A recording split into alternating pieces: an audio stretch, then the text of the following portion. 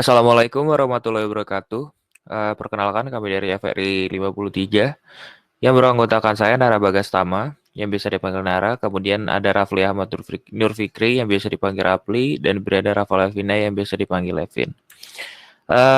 Pertama-tama kami akan menjelaskan tentang bab pertama, yaitu unit eksperimen, di mana pada latar belakangnya sendiri terdapat perfilman yang pesat membuat Cineplex 21 Group melakukan pembenahan serta berinovasi agar bisa memuaskan pelanggan dengan maksimal.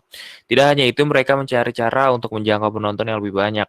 Itulah alasan mengapa kebanyakan bioskop berlokasi di 21 tempat, berpusat di tempat perbelanjaan kota-kota besar. Meski sempat menghadapi berbagai tantangan bisnis, Cineplex 21 Group berhasil menarik hati para pecinta film tanah air. Per Agustus tahun 2015, perusahaan sudah memiliki 823 layar yang tersebar di 35 kota di seluruh Indonesia. Pembaruan seat, penggunaan teknologi suara Dolby Digital, THX, sampai Dolby Atmos adalah bukti komitmen Cineplex 21 dalam menyediakan pelayanan berkualitas bagi moviegoers Indonesia. Cineplex 21 Group sempat melakukan berbagai strategi bisnis. Salah satunya ini melakukan segmentasi pasar. Hasilnya, pada tahun 2004, mereka membangun bioskop yang terkesan lebih eksklusif, yaitu Cinema XX1 di Plaza Indonesia Entertainment X Center. Seiring waktu, jumlah bioskop eksklusif ini kian bertambah dan seakan menurunkan bioskop 21 jadi bioskop kelas. Untuk identifikasi masalahnya sendiri terdapat stakeholder, six element of problem, di mana stakeholder sendiri terdapat 4, terdiri dari 4 maksud saya. Terdapat problem owner, problem user, problem customer, dan problem analyst. Di mana problem owner sendiri itu adalah owner Cinema XX1, problem usernya itu adalah pegawai Cinema XX1, problem customer-nya itu adalah konsumen Cinema XX1, dan problem analysnya adalah analisis Cinema XX1 atau mahasiswa.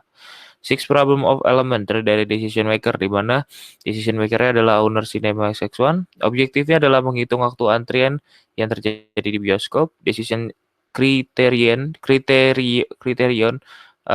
itu mengoptimalkan waktu pelayanan tiap konsumen. Performance measurement yaitu rata-rata waktu pelayanan tiap konsumen. Kontrol inputnya adalah waktu operasional dan konteksnya adalah loket. Untuk unit eksperimen sendiri terdiri dari 6. Pertama-tama yaitu identifikasi variabel, mengumpulkan data dan mengolah data, membuat model konseptual, melakukan verifikasi dan validasi, melakukan simulasi antrian, dan yang terakhir membuat perbaikan antrian. Untuk tujuan simulasi terdiri dari 3, yaitu mengetahui bagaimana kondisi antrian yang terjadi di bioskop. Setelah itu mengevaluasi perhitungan waktu antrian yang terjadi di bioskop, dan yang terakhir memberikan usulan kondisi antrian yang terjadi di bioskop. Persyaratan membangun model simulasi. Yang pertama adalah menentukan masalah dalam sistem, kemudian menentukan karakteristik sistem. Setelah itu menggambarkan dalam model, memilih metode, membuat rumus matematis, validasi model, dan yang terakhir implementasi. Untuk bab 2-nya sendiri terdapat faktor untuk percobaan, di mana pertama-tama di bab 2 ini kita mengidentifikasi masalah yang mempengaruhi keluaran sistem, di mana identifikasi sistem itu terdiri dari entitas pelanggan atau pegawai, kemudian activities, di mana kedatangan pelanggan untuk membeli tiket, aktivitas saat pembelian tiket, pemeriksaan tiket, saat pelanggan memasuki ruangan. Kemudian ada resource, di mana pegawai dan ada mesin kasir. Setelah itu ada control, di mana kapasitas tempat duduk dan tiket yang terjual. Setelah itu terdapat sistem performance metric, waktu lamanya pelayanan di loket dan pajak antrian loket. Decision variables yaitu waktu pelayanan, kemudian response variables-nya jumlah antrian. Setelah itu ada state variables, jumlah antrian di loket, dan jumlah waktu yang menganggur. Setelah ini akan dijelaskan oleh teman saya Brianna Ravalevina, silahkan. Selanjutnya ada sistem relevan. Sistem relevan itu terdiri dari dua, ada hierarki sistem dan input-output diagram. Lalu hierarki sistem. Hierarki sistem itu terdiri dari tiga, narrow system berupa loket, wider system berupa Cinema 21-nya, dan environment berupa pesaing bioskop lain yang sebelumnya. Nah, input-output diagram terdapat demand per week, profit per week, tiket per week, gaji, jam kerja per jam, lalu ada total loket. Selanjutnya ada pengumpulan data yang terbagi menjadi dua, yaitu data struktur dan data numerik. Data struktur terbagi lagi menjadi entitas, di mana terdapat konsumen dan tiket, research terdapat pegawai dan loket, location terdapat Cinema 21, dan juga data numerik terdapat waktu pelayanan dan waktu antrian. Next. Selanjutnya pada distribution fitting itu, kita mengambil data dari random number, lalu kita mendapatkan waktu kedatangan pelanggan, waktu antrian pada loket, pembelian tiket itu sendiri, waktu pengecekan tiket, waktu antrian pengecekan tiket, waktu saat memasuki antrian studio, dan waktu saat memasuki studionya.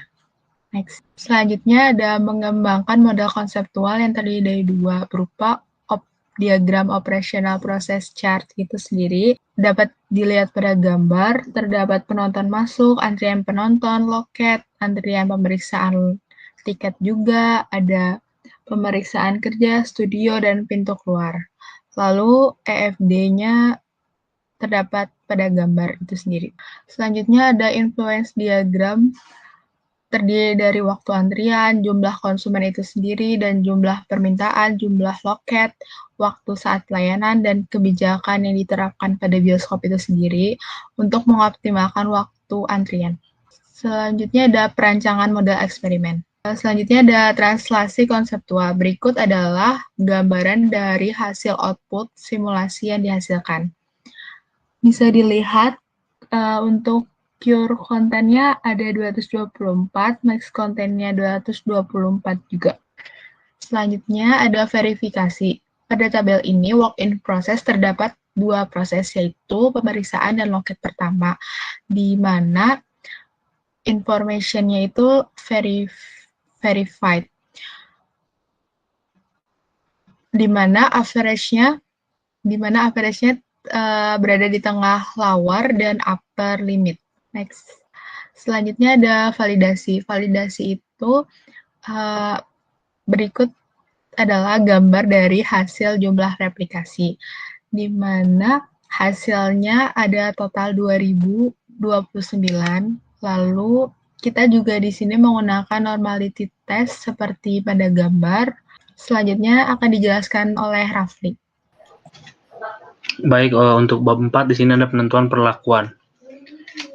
Untuk penentuan perlakuan usulan, yang pertama kita akan menambahkan jam kerja, di mana yang pada awalnya itu kita melakukan jam operasional dari jam 8 pagi sampai jam 11 malam, itu ditambah jamnya menjadi jam 8 pagi sampai pukul 12 malam.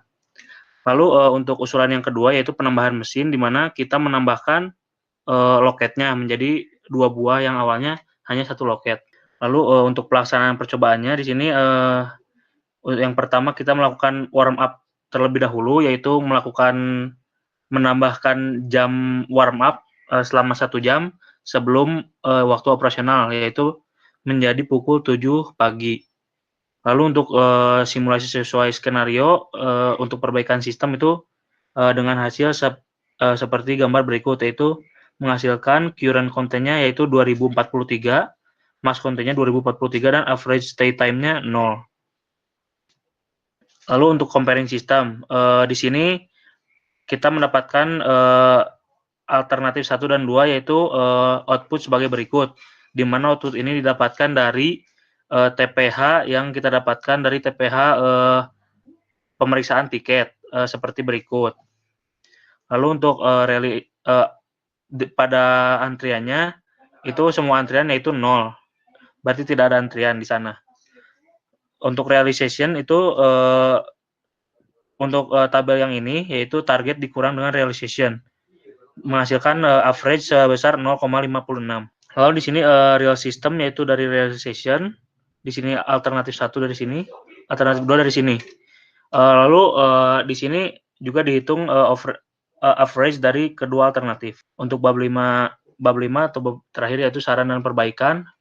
Di sini untuk kesimpulannya bioskop adalah tempat untuk menyediakan hiburan berupa pertunjukan film pada sebuah studio, di mana sudah seharusnya untuk tempat-tempat seperti ini tuh menggunakan simulasi sebelum menjalankan operasionalnya, di mana agar kita mengetahui secara asumsi bagaimana data-data yang akan dimasukkan ke dalam bentuk pemodelannya. Lalu setelah dijalankannya simulasinya, ternyata masih ada beberapa kekurangan yang menghambat tercapainya target yang diinginkan. Maka dari itu kami menggunakan alat bantu yaitu software FlexSim